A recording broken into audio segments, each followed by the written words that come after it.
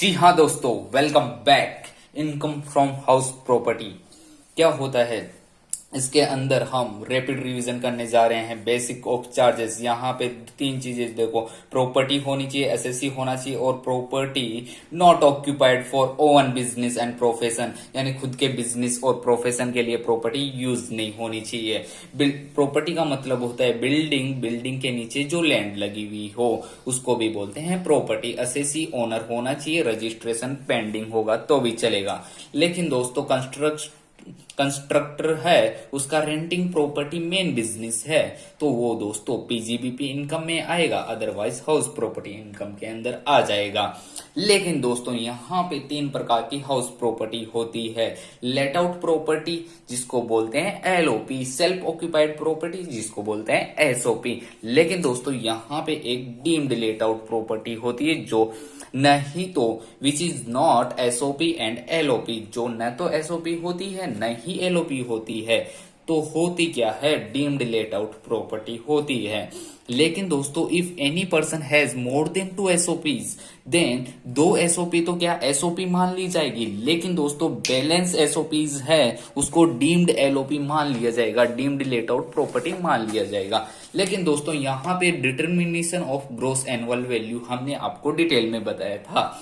लेकिन दोस्तों यहाँ पे municipal value fair rent whichever is higher लेने का, हायर लिया उसको स्टैंडर्ड रेंट से कंपेयर करो, आ जाएगा आपका expected rent. Expected rent standard rent और हायर में से लोअर आ जाएगा, और एक्चुअल रेंट से कंपेयर करो आ जाएगा gross annual value. Gross annual value में से म्युनिसिपल टैक्स के कुछ चेक डिडक्शन माइनस कर दो जो कि पेड बाय ओनर होने चाहिए, नेट एनुअल वैल्यू आ जाएगा। डिडक्शन अंडर सेक्शन 24 ले लो 30% ऑफ एनएवी और इंटरेस्ट ऑन बोरोड कैपिटल। और हमारे पास कुछ एक स्पेशल केसेस थे, और जहां पे अनरियलाइज रेंट का जिक्र किया था, वो रेंट कौन सा होता है जो कि रियलाइज नहीं हुआ।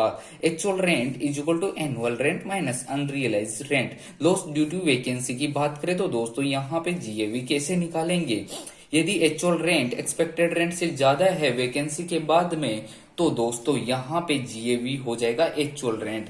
जी हाँ दोस्तों, एक्चुअल रेंट एक्सपेक्टेड रेंट से कम है।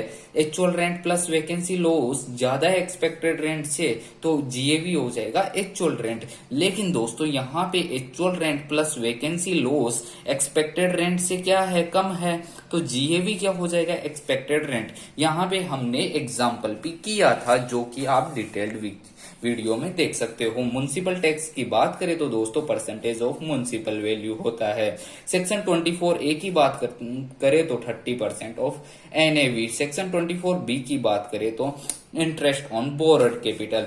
और इसके टाइप्स क्या होते हैं, एलओपी के और डीएलओपी के केस में रिपेयर रिनोवेशन का पूरा डिडक्शन मिलेगा, लेकिन परचेज कंस्ट्रक्शन के अंदर फुल्ली डिडक्शन मिल जाएगा एलओपी और डीएलओपी।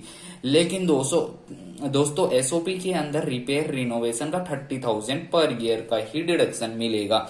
परचेज कंस्ट्रक्शन की बात करें तो दोस्तों यहाँ पे मैक्सिमम 2 लाख पर ईयर पर ओनर का डिडक्शन मिलेगा। लेकिन दोस्तों यहाँ पे यदि दो कंडीशन फुलफिल किया है तो ही 2 लाख का डिडक्शन मिलेगा, अदरवाइज 30,000 का डिडक्शन मिलेगा। जी हाँ दोस्तों, ये दो कंडीशन होती क्या है, लोन इज टेकन ऑन और आफ्टर 1 अप्रैल 1999 के बाद में लोन लेना पड़ेगा। परचेज कंस्ट्रक्शन कंप्लीटेड हो जाना चाहिए within 5 year from the end of the year in which loan taken.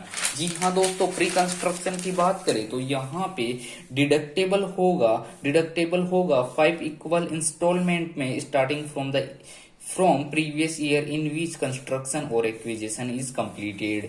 5 equal instalment में आपको डिडक्शन मिल जाएगा। सेक्शन 24A की बात करें तो दोस्तों यहाँ पे अनरियलाइज रेंट और एरियर्स ऑफ रेंट की बात कर रहे हैं, वो अगले सब्सिक्वेंट ईयर में मिल जाए तो क्या होगा, तो दोस्तों वो भी टैक्सेबल हो जाएगा रिसिप्ट बेसिस के हिसाब से।